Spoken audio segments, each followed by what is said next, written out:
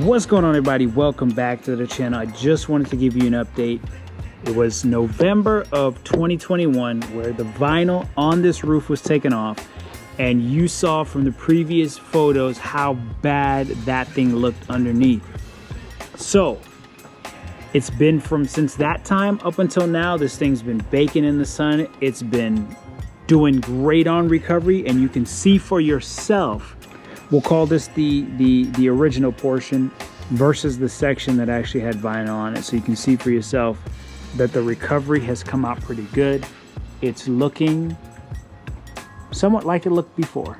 So just to let you know, if you ever have any issues, whenever you're removing any vinyl, if you see any issues, just let Mother Nature take care of the rest for you.